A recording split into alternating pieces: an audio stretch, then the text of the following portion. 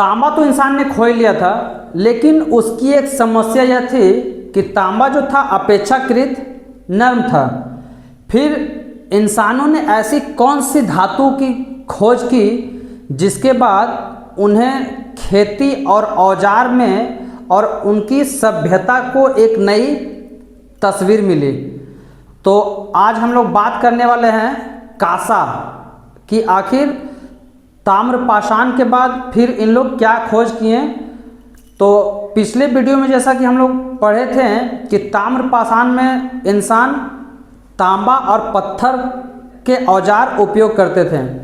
आज का वीडियो में हम लोग समझते हैं कि ये कांसा क्या है और कांसा कैसे बना, उसके बारे में हम लोग आज चर्चा करेंगे। तो सबसे पहले हम लोग स्टार्ट करते हैं, जानते हैं कि कांसा क्या है। कांस्य युग ब्रॉन्ज कांसा कैसे बना उसके बारे में हम लोग बात करते हैं। सबसे पहले देखते हैं कि कांसा क्या है।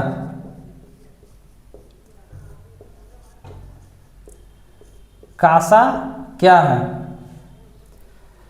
तो आप लोग ध्यान से समझें कि कांसा कोई प्राकृतिक धातु नहीं है। जैसे कि हम लोग पिछले वीडियो में जब हम लोग पढ़े थे ताम्रपाषाण के बारे में, तो हम लोग पढ़े थे कि तांबा कैसे उन लोग इंसानों ने प्राप्त किया था। तांबा चट्टानों और पहाड़ों के बीच जब उन लोग काम कर रहे थे तो उन्होंने देखा कि तांबा चमकता हुआ भूरा और लाल रंग का चमकीला एक धातु है। तो उन लोग कलेक्ट करके लाएं और अपना वो हथियार के रूप में पत्थरों के साथ यूज करने लगे। तो उन्हें ये लगा कि ये जो तांबा था वो अधिक मजबूत नहीं था। इस वजह से उन लोग क्या किए कि फिर तांबा में टिन मिलाकर कांसा बना दिए। ठीक है, तो हम लोग ये समझ लिए कि कांसा कोई प्राकृतिक धातु नहीं है, बल्कि इंसानों के द्वारा बनाया गया ये एक मिश्र धातु है। तो ये क्लियर हो गया कांसा क्या है। कांसा कोई प्राकृतिक धातु नहीं, बल्कि यह एक मिश्र धातु है।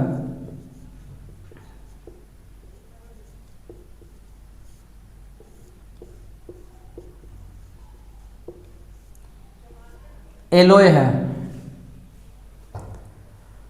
तो जब कांसा मिला तो अब इन लोग को लगा कि जो तांबे के मुकाबले में कांसा मजबूत और टिकाऊ था। तो अब इन लोग क्या किए कि खेती के औजार बनाना शुरू किए, जैसे तलवार, भाला और खेती के जो भी औजार आते हैं वो बनाना शुरू किए। तो ये देखें कि अब तांबे से ये मजबूत है। तो फिर इन लोग इंसानों को एक नई दिशा मिली कि चलो अब हम लोग को एक कांसा मिल गया। तो कांसा के बारे में हम लोग देखें। अब आप हमें ये बताएं कि क्या आपको पहले से पता था कि कांसा एक मिश्र धातु है? अपनी राय हमें कमेंट में ज़रूर बताएं। अब कांसा बनाने के लिए जो प्रक्रिया इन लोग का था वो समझते हैं। तो कांसा बनाने में 90% तांबा और 10% टिन का उपयोग किया जाता है।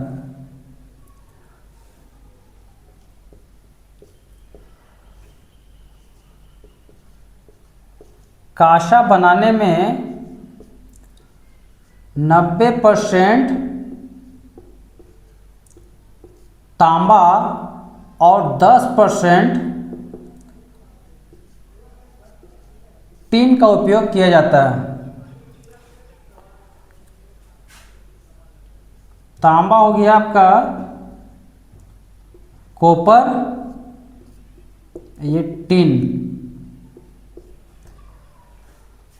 कहीं कहीं कुछ किताब में आपको ये देखने को मिलेगा कि जो इसका जो औसत है, किसी जब धातु ये बना रहे हैं तो इन लोग का जो औसत के अनुसार कहीं बढ़ भी सकता है। तो एक ये भी देख लें, 88% तांबा और 12% टिन का इस्तेमाल किया जाता है। तो ये दोनों क्वेश्चन में से जो आंसर आए उसे आप टिक मार दें। एग्ज़ाम का पॉइंट यह है कि कांसा किन धातु से मिलकर बना है। तो अब आप बता पाएंगे कि कांसा जो धातु से मिलकर बना है वो तांबा और टिन है।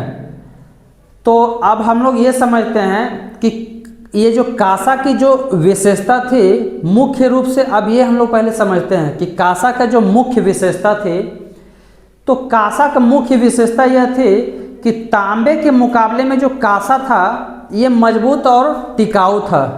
इस वजह से इंसानों ने अपने लिए औजार बनाना शुरू किया और खेती करना शुरू किया, जो तांबे के मुकाबले में कांसा उपयोगी हुआ। और इस कारण इन्हें एक नई दिशा मिली, इन लोग का कमाई का एक जरिया भी मिल गया, क्योंकि ये जो टिन था ये सब जगह प्रयुक्त नहीं था, मतलब सब जगह नहीं मिलता था। तो अब यहाँ पे इन लोग को तांबा और टिन मिलाकर कांसा बनाना स्टार्ट किए। उसके बाद वो अपने गांव में इन लोग को कारीगर और जो ढलाई करने वाले थे, जो कांसा बनाने वाले थे, इन लोग को भी महत्वपूर्ण विशेषता बढ़ी। अब हम लोग ये देख लिए कि कांसा क्या है। तो कांसा एक मिश्र धातु है, ये कोई प्राकृतिक धातु नहीं है। कांसा बनाने में 90% तांबा और 10% टिन का उपयोग किया जाता है।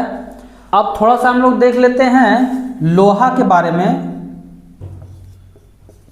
तांबा के बाद कांसा मिला, कांसा के बाद लोहा। तो लोहा का जो साक्ष्य मिला है, लोहा का जो साक्ष्य मिला है वो अंतरजी खेड़ा, एटा के उत्तर प्रदेश में, वो लगभग 1000 पुराना, 1000 ईसा पूर्व